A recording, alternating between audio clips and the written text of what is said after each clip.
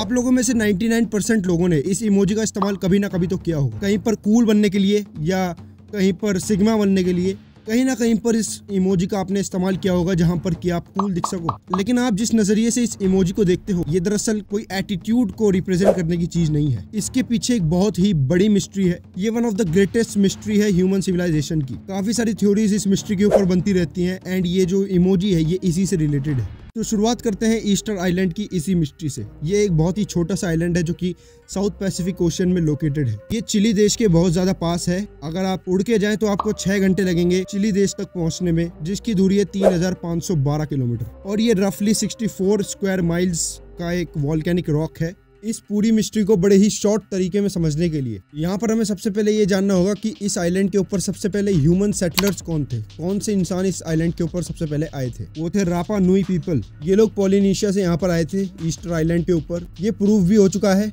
क्योंकि जो skeletons island के ऊपर मिले हैं उनका DNA चेक करके ये प्रूव कर दिया गया है। बताया जाता है कि 300 से 1200 AD के बीच में ये लोग आए थे इस आइलैंड के ऊपर। अब यहाँ पर मेन चीज आती है। यहाँ पर अब मैं आपको बताता हूँ कि ये इमोजी का क्या संबंध है। ये दरअसल कुछ स्टैचूज हैं जिन्हें मोआई कहा जाता है और ये बहुत ही ज्यादा भारी होते हैं, जिनका वजन टन्स में होता है और ये बहुत ही ज्यादा लंबे होते हैं और काफी ज्यादा सिमेट्रिकल वे में इन्हें बनाया गया है। सो नाउ आई थिंक कि मुझे आप लोगों को इन मोआई स्टैचूज के बारे में थोड़ा डिटेल में बता देना चाहिए। ये दरअसल रापा नुई लोगों के द्वारा ही बनाए गए थे। थ्योरीज के हिसाब से हमें यहाँ पर ये पता चलता है कि ये जो मोआई स्टैचूज हैं ये रिप्रेजेंटेटिव्स हैं रापा नुई पीपल के डेड एंसेस्टर्स के, मतलब कि उनके पूर्वजों के और उनके पावरफुल चीफ्स के।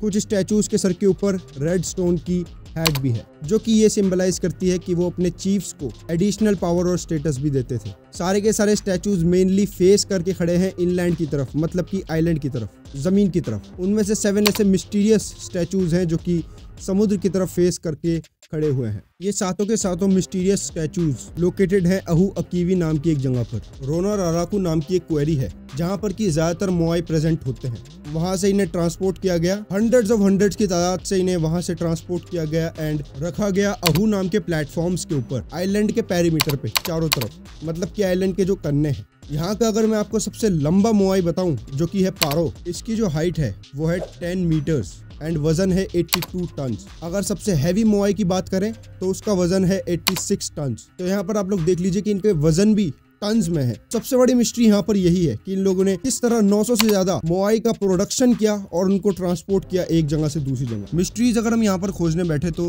काफी सारी मिस्ट्रीज निकल के आती हैं कि रापा नुई लोगों ने उस जगह को क्यों छोड़ा और वहां से माइग्रेट करके ईस्टर आइलैंड पे ये लोग क्यों आए। और ये जितने भी रिप्रेजेंटेटिव हैं उनके बड़ों के बूढ़ों के, ये सब थ्योरीज हैं, लेकिन इसका सच आज तक कोई भी नहीं जान पाया है एंड साइंटिस्ट को अभी भी लगता है कि इसका सच वो लोग जान लेंगे।